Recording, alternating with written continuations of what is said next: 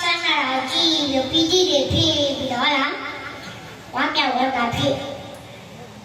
အဲဒီလိုဝမ်းမြောက်ဝမ်းသာဖြစ်တဲ့ပုဂ္ဂိုလ်တွေကနေတဲ့ကမှာနတ်ပြည်တို့ရောက်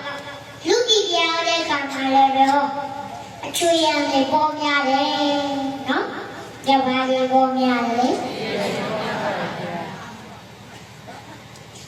အေးဒါကိုကိုယ်တို့တိုင်းပြည်ကြီးကမူဒီကခင်းမဲ့တော့တန်းကြီးလို့လည်းပြောလိုက်အောင်လို့နော်ကြီးဝါတဲ့ဒီမှာအကုန်လိုက်တိုက်ခိုက်ဟာဘာဖြစ်လဲညာဖြစ်တယ်ဟုတ်လားသူများနာမည်ပြတ်သွားအောင်လာပြီးတော့သူများကြီးဝါချမ်းသာလာလိုက်မနာလို့ပြီးတိုက်ခိုက်ကြကိုယ်နဲ့လည်းဘာမှမဆိုင်ကိုယ်ကိုလည်းလာဖြစ်ခဲ့တာမဟုတ်ဘူးဒါကိုလိုက်ပြီးတော့ပုတ်ကတိုက်ခိုက်ကြ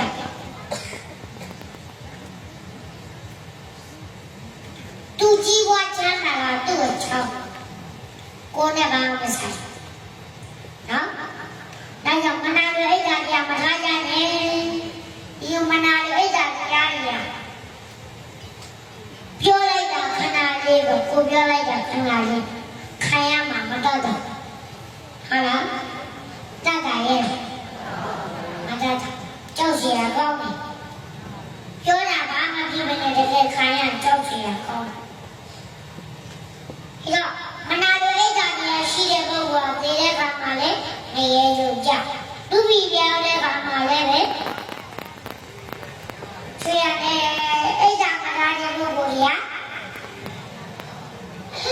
ဆွေရမောင်းရတယ်အဲဒါကိုကြတိုင်းဝမ်းညဝမ်းသာထားကြမုဒိတာထားကြမနာလို့မဖြစ်ကြနဲ့အဲဒီလိုမနာလို့မဖြစ်ဆွေရသားသမီးဆွေရမောမေမပြီးတယ်မလားလေးချက်ပြီးနာနာမငါအဲ့ဒါဗျာယောဂမှနေစေတဲ့ယောက်ျားမိန်းမတွေကဆင်းရဲပြီးတော့တချို့ကဘာကြောင့်ချမ်းသာရတာလဲဗျာရောတချို့ကဘာကြောင့်ချမ်းသာရတာ